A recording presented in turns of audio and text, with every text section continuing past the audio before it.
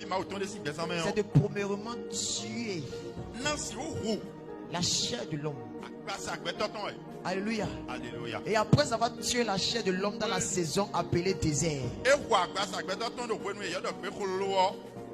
l'Esprit de Dieu, quand il se rend compte, en quelque sorte, quand Dieu se rend compte que tu es mort, que la chair meurt, que la chair est déjà en train de mourir et que la chair est morte, il t'écrase encore, il te presse encore pour te rassurer que tu es bien et belle mort.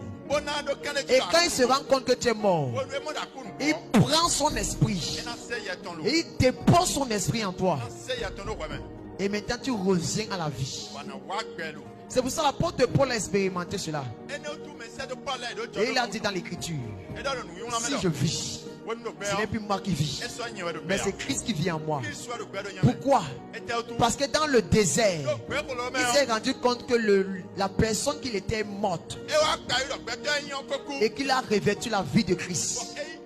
Et quand lui, ce n'était plus lui qui vivait, mais quand lui, c'était l'Esprit de Dieu qui vivait. Et c'est pour ça qu'il s'est levé. Et il a dit, si je vis, ce n'est plus moi qui vis, mais c'est Christ qui vit en moi. En quelque sorte, il voulait dire, dans le désert, il est mort, il est ressuscité pour vivre pour Christ et en Christ.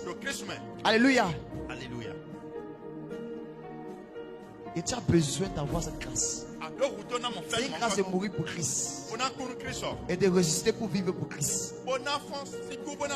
Et quand tu ressuscites maintenant, habité par l'Esprit de Dieu, écoutez très bien, quand tu ressuscites maintenant, habité par l'Esprit de Dieu, l'Esprit de Dieu ne se limite pas là. En quelque sorte, Dieu ne se limite pas là. Dieu prend maintenant sa gloire et il investit toute sa gloire en l'homme que tu es. Il investit toute sa gloire à l'homme que tu es. C'est pour ça que c'est l'homme que tu es maintenant devient un homme surnaturel. Le naturel devient le surnaturel devient naturel pour toi. C'est pour ça que l'apôtre Pierre aspirait à cette grâce. C'est pour ça que quand il a vu Jésus-Christ marcher dans le surnaturel, quand il a vu la mouvance de la gloire de Dieu dans la vie de Jésus, on dit pendant que Jésus marchait sur les eaux, les apôtres qui tombaient marchaient avec Jésus n'ont pas pu reconnaître Jésus. Parce que quand Jésus marchait, il marchait dans la gloire de Dieu. Et quand tu marches dans la gloire de Dieu, on ne te voit plus. On voit la gloire de Dieu. Parce que Dieu a investi sa gloire dans ta vie. Dieu a investi sa gloire en toi. Et tu deviens ce qu'on appelle un porteur de gloire. Et quand un porteur de gloire marche, c'est Dieu qui marche. Quand un porteur de gloire parle, c'est Dieu qui parle. Quand un porteur de gloire agit, c'est Dieu lui-même qui agit. Et il n'y a pas de limite pour un porteur de gloire. C'est pour ça que quand Jésus est arrivé devant la mer, devant l'eau, il a vu qu'il n'y avait pas de moyen de transport. Et l'Éternel des armées qui était investi en lui, et l'Éternel des armées qui avait investi sa gloire en lui, a poussé la gloire qui était en Jésus et a mis à cœur Jésus. Et a dit à cœur, et a dit dans le cœur de Jésus, passe-toi de la barque. Passe-toi de la barque. Passe-toi de la pirogue. Passe-toi du moyen de transport. Donc quand Jésus est arrivé devant les eaux, il a vu qu'il n'y avait pas de moyen de transport. Il s'est passé de cela. Parce que la gloire de Dieu ne peut pas être limitée. Et il a commencé à marcher sur les eaux. Et la gloire de Dieu que Dieu avait investi en lui a commencé à solidifier les eaux. Et il a commencé à marcher. Et il a commencé à marcher. Et quand ses apôtres l'ont vu, ils n'ont pas reconnu Jésus. Ils ont vu que c'était un fantôme. Et ils sont tombés dans l'effroi. C'est pour ça que rendez-vous compte, même dans le passé, toute personne qui voyait la gloire de Dieu de loin disait malheur à moi. Et tombait dans l'effroi. Et quand on parle de l'effroi, on parle d'une peur atroce. Mais quand Jésus a dit c'est moi, Jésus a toujours une parole. Parce que dans la gloire de Dieu, la voix de Dieu se fait entendre. Et Jésus a dit c'est moi. N'ayez pas peur. Même à la montagne de transfiguration, Jésus a dit à ses apôtres, n'ayez pas peur. Même quand l'apôtre Jean était dans l'Apocalypse en révélation, Jésus a touché Jean, il a dit n'ayez pas peur. Parce que la gloire de Dieu a un temps de te rassurer. Et l'apôtre Pierre a aspiré à cette grâce. Et il a dit, Seigneur, si c'est toi, ordonne que je vienne. Il a dit, viens. L'apôtre Pierre est entré un instant dans la gloire de Dieu. Et la gloire de Dieu a aussi touché le corps de Pierre. Et Pierre a commencé à marcher sur les eaux. Jusqu'à arriver à un niveau devant Jésus. Quand il s'est rendu compte que c'est lui qui marchait sur les eaux, je vous dis un mystère. Quand Pierre marchait sur les eaux, les apôtres qui étaient avec Pierre n'ont pas reconnu Pierre. Parce que la gloire de Pierre aussi avait changé. La gloire de Pierre avait changé. Mais en ce moment, quand il s'est rendu compte qu'il n'était plus un homme ordinaire, il a douté. Il a commencé à s'enfoncer. Quand Dieu va te faire connaître sa gloire, quand Dieu va investir sa gloire en toi, ne doute pas de la puissance de Dieu. Ne doute pas de la grâce de Dieu.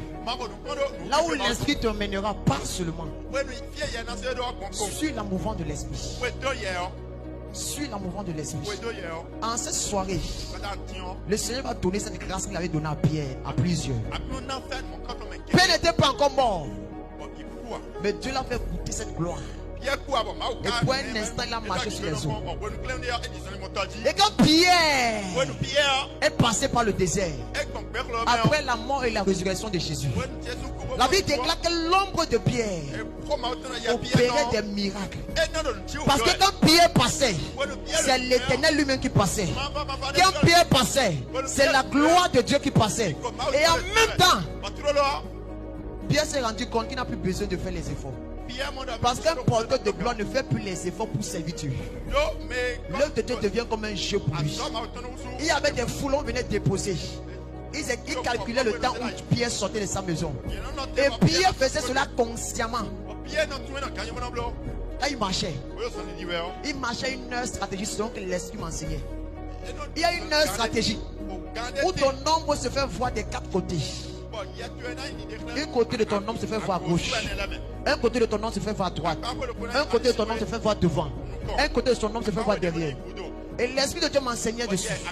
Il me faisait comprendre que Pierre, pour faciliter la progression, l'accroissement de l'œuvre de Dieu, il sortait à des heures stratégiques, à des heures où son homme se faisait voir des quatre côtés, devant, derrière, à gauche, à droite. Et c'est pour ça que quand les gens étaient touchés, émus de ce que Dieu faisait dans la vie de Pierre, d'autres étaient violents et d'autres voulaient courir pour arrêter Pierre. Il y avait comme une nuée autour de Pierre. Parce que les quatre ombres qui se faisaient voir autour de Pierre représentaient une atmosphère. Parce que Pierre était devenu l'atmosphère de Dieu sur terre. Et par conséquent, ceux qui venaient devant, la gloire de Dieu les projetait de côté. Ceux qui venaient derrière, la gloire de Dieu les projetait de côté. Ceux qui venaient à gauche, la gloire de Dieu les projetait de côté. Ceux qui venaient à droite, la gloire de Dieu les projetait de côté. Et la gloire de Dieu ne les projetait pas seulement de côté. Quand la gloire de Dieu les projetait de côté, en même temps, l'infimité qu'ils avaient était ôtée. En même temps des guérisons, en même temps des opérations, en même temps des restaurations, en même temps des turnarounds, les destinées étaient restaurées. Alléluia. Et cette grâce doit venir à l'église. Cette grâce est disponible pour nous. Parce que l'été des âmes a tellement investi dans l'ange appelé l'ange Jésus revient. Grâce à cette église. Et si le Seigneur veut que nous dispensions de cela, c'est parce qu'il connaît ce qu'il a investi en nous. C'est pour ça dès aujourd'hui, sois conscient. Quand tu dis Seigneur, fais-moi voir ta gloire. Quand tu dis Seigneur, fais-moi voir ta gloire. Après cette soirée, beaucoup auront des rencontres avec Dieu. Après cette soirée, beaucoup vont connaître la visitation du Dieu de leur père. Le Dieu dont tu entends parler dans la Bible. Après cette soirée, tu vas le rencontrer dans ton intimité. Parce que quand tu vas prier, tu seras précis et concis. Tu ne vas plus prier comme en tâtonnant, mais tu vas prier avec précision.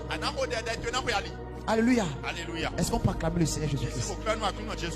Nous sommes arrivés